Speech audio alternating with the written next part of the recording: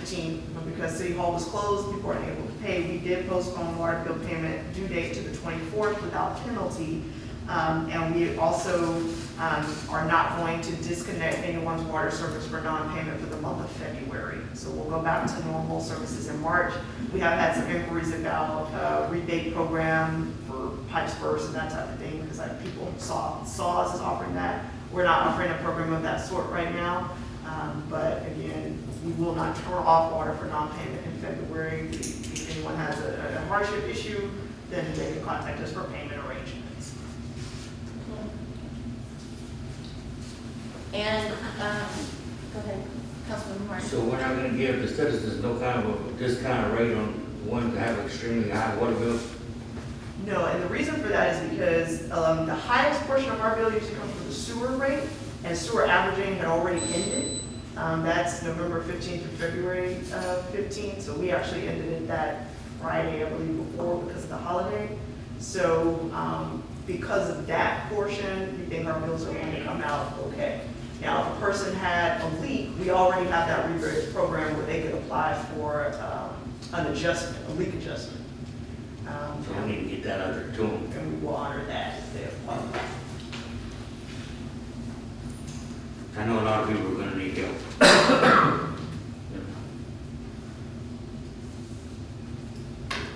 And I just, I want to thank everybody. Like I said, it was a pretty catastrophic to be without electricity for as long as everyone was. But everybody, was helping each other. The resilience of, the residents to help each other.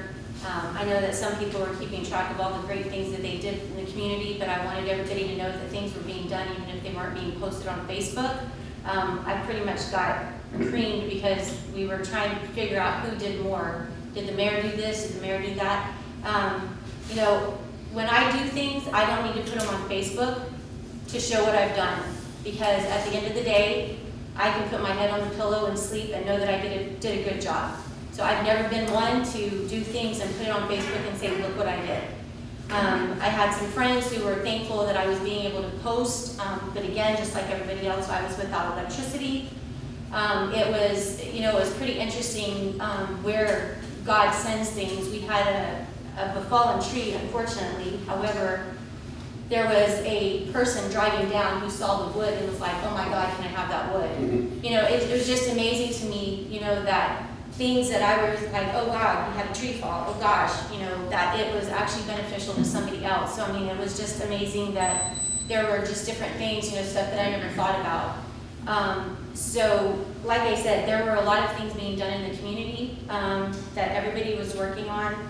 As far as Melissa, I was on the phone constantly with Melissa, using chargers and battery packs, charging them in the car, etc., just so that we could supply that information.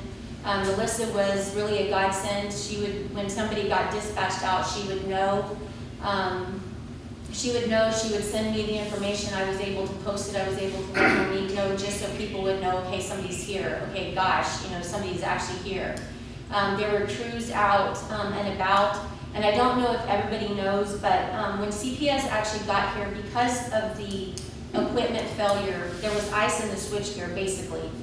They had to, when they got it repaired, or actually really band-aided at this point, they literally had to go block by block to get the electricity turned on. So I saw some disparaging comments about, oh, I saw the CPS worker, he's just sitting on Vinecrest doing nothing. Well, what they don't know is that guy or girl just happened to be at the freezing temperature, right by Wing It and all that area, behind Guiding Food Mart, sitting there freezing to death, trying to do something. And then they were having people at each different corners where the circuits were, saying, okay, do you have power there? So, there were nonstop. I can't say enough about the linemen and, the crew that were out there, literally going up and down streets. It just so happened that the street that I live on Happiness, it actually was one of the last on the grid to get power. But the funny part was, across the street from us there was power, but our side didn't have any power, nor did Crown behind us, and it's just because it was on the grid.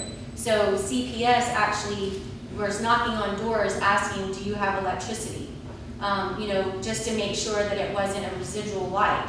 So when it finally got on, and then the last 7 residents or 7 units were at the mobile home park, there was a blown transformer. So that was the last group, so they actually had to send out a different crew. And like Melissa was saying, as far as the safety of the crew, I don't know if everybody saw, there was a CPS driver who unfortunately spun out, and he's okay, not necessarily working here, but that's the other thing that we need to think about too, is that those crews have family. They left their families with no electricity. They worked 24/7 as well. And I can't say enough again about our own public works department. I don't know if people actually realize what a godsend it was to have water. Those of us who had gas water heaters actually have hot water as well. So I wish I would have had a gas stove. I know there were people that had gas stoves, but Michael, and thank you very much for your team being there.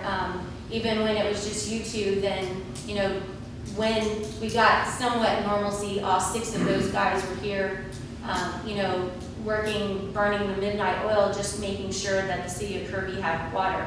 Again, as Monique mentioned, we didn't have a boil notice. We didn't have to worry about turning on our faucet and being able not to drink the water because there was something in it, whether it be contaminants. Michael was in contact, the whole time, making sure that all the levels for chlorine and all the sediment levels were where they needed to be, so that nobody had to worry about that. It was, I know that outside looking in, it may look like we could have done more, like we could have prepared more. So hearing that, I get it, because it's the outside looking in, but I can guarantee you that your city staff and your city employees did everything they could with what they had to work with. It was not an afterthought. The residents were not an afterthought. Your city staff wasn't sitting in their warm, cozy homes, just saying, ha, ha, ha, look at the residents of Kirby, regardless of where they live. Like I said, I sit here, I've lived here all my life. Literally all my life I have lived here. I am proud to live in the city of Kirby. I am proud of the residents that have lifelong lived here, the ones who really care about the community. I am proud and honored that the men and women who choose, and I say choose, not have to, choose to work in the city of Kirby, come to work every day to serve the citizens of Kirby. And I say this because, again, all I see is negativity with what people are doing. You can sit there and shake your head, Susan, but I read it every day. I read it every day. I am proud to live in the city of Kirby. I couldn't be prouder to live in the city of Kirby. Do we have issues? Of course we do. Do other cities have issues? Of course they do. But being a little bitty city, we were able to maintain our water supply, period. That is huge. I just don't understand if people actually understand. The only other thing, it may have been people thought, oh my God, look what the city manager did. She said conserve water, not conserve water, but put water in the bathtub. Monique and I actually talked about that, because what would have happened if the last ditch effort of our guys staying overnight, working through that, didn't work? Because everything was working against that team. What could go wrong did go wrong, and you guys held up your end. I can't even tell you how proud I am of y'all, Michael. I just cannot even tell you. It was such a huge feat. I'm the one that's sitting there talking to CPS, so I know how critical it was. And like I said, it wasn't just little phone calls. I mean, Melissa and I had, we were heated back and forth. I mean, it was something that was not taken lightly. It was, this is something that everybody, every employee, every city department head cared about what happened in the city, even if they weren't legitimately here. We have an officer in the back right now who was here 24/7. They actually sent him home because he can't work that much longer.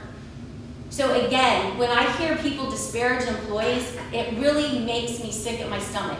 Legitimately sick at my stomach, because I know they do not have to work here. They choose to work here. They choose to work for you, me, all of us.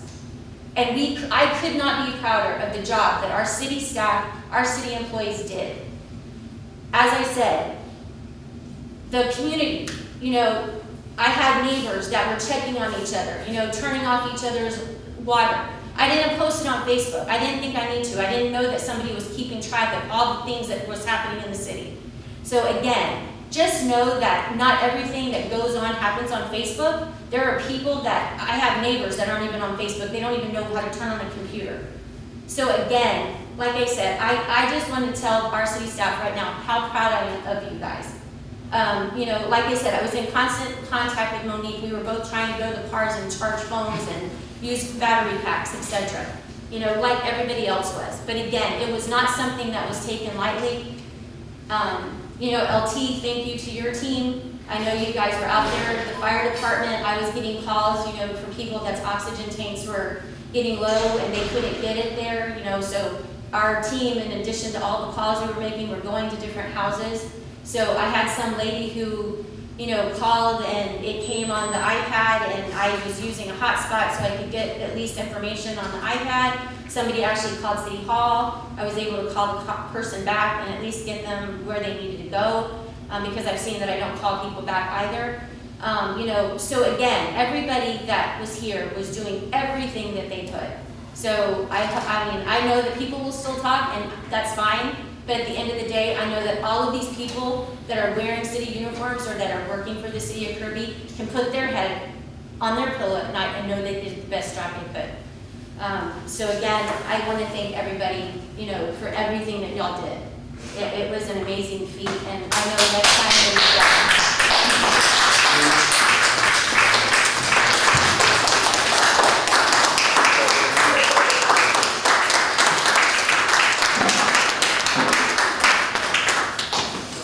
If I may, Tony, to the best of your knowledge, was there any citizen that had a need not served that you were aware of or the city was aware of? None that I'm aware of. We did get, you know, a couple of calls. In fact, when we came back to the office on Friday, our city secretary had over 80 voicemails on her phone.